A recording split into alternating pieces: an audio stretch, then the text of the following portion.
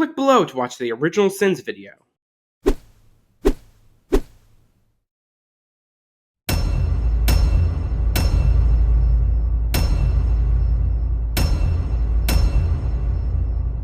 Everything wrong with in 9 minutes or so, spoilers, duh.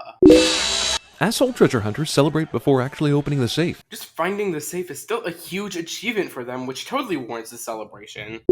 Like that Russian babe, Anesthesia! James Cameron, you are the screenwriting king of the world. This sin is for the fact that James Cameron is a really good screenwriter. Would you be requiring anything?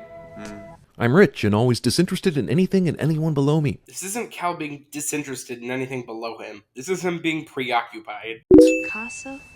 Something Picasso. He won't amount to a thing. Haha, people in 1912 had no idea how famous Pablo Picasso would become. This sin was actually a pretty clever case of dramatic irony, and yet you sinned it, because sinners gotta sin, I guess. I'm the king of the world! Did you accidentally cut out the part where you made the actual sin? Because unless you have some kind of problem with one of the most iconic scenes in film history, then it kinda seems like you did. The super rich girl who has everything she could ever want to need is so turned off by the prospect of a life conversing with rich people that she's going to kill herself.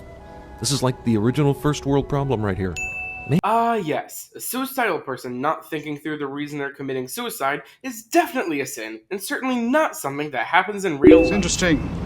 The young lady slipped so suddenly and you still had time to remove your jacket and your shoes. This guy would have been excellent at CinemaSins. Great, we finally have someone better. You shine up like a new penny. New pennies don't need to be shined up. They're already shiny. She should have said, you shine like a new penny. Or even, you shine up like an old penny. Because that's the kind of penny one would have an occasion to shine up. Jeremy sends a character for making a mistake. Given how your own videos are like 40% mistakes, I don't think that's a hole you want to be digging yourself down. I wonder if James Cameron would give back all his Titanic and Avatar money to live as happily as the poor people on this ship do. Mute the fucking music while you are talking.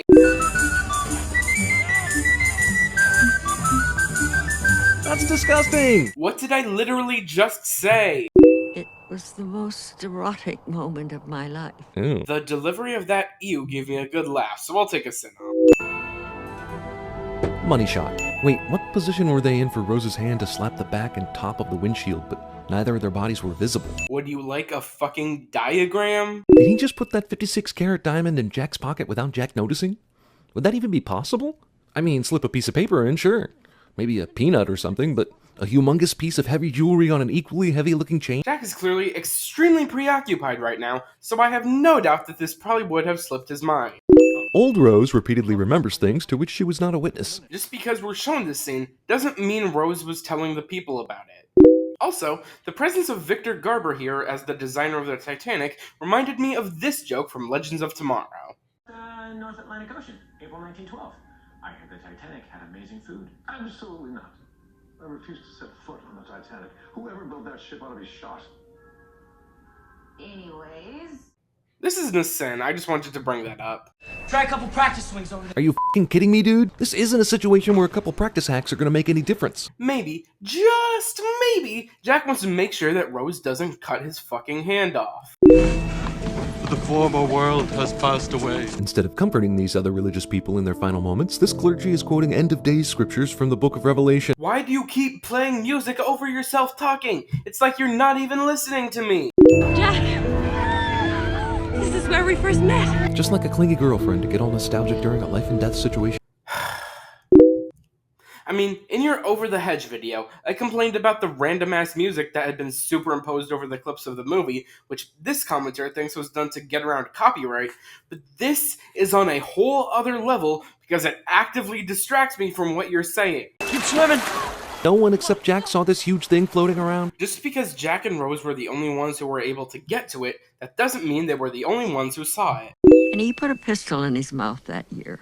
Honestly, if Cal had put a pistol in his mouth and pulled the trigger from the very beginning of the movie, he would have been virtually the same character. This sin implies that Cal's character wasn't important to the plot, which is not true at all. Now, this is a great way to end a story, but in real life, that old lady. Why is the narration so echoey in this sin? And no, that definitely doesn't happen all the time in my videos. Shut up! The text for the sin counter disappears during the bonus round. Also, Breaking news! The names of the main characters of the movie are mentioned a lot. Sometimes that can be kind of hard to avoid. And to prove this, I've decided to do my own bonus round of every time Jeremy mentions Jack or Rose's names. Jack pulls off the most irritating slow roll in history. Why is the entire pier silent while Jack and Fabrizio roll alongside Titanic? Jack and Fabrizio arrive at the rail. We all called her Molly. Actually, Rose, her friends called her Maggie, not Molly. Luckily for Rose, Jack never goes back to his room for any reason the whole trip. How did you let it get this far, Rose? I mean, the spit on Jack's chin changes size, shape, and position between shots. Jack asks a recently suicidal person to climb up on the rail.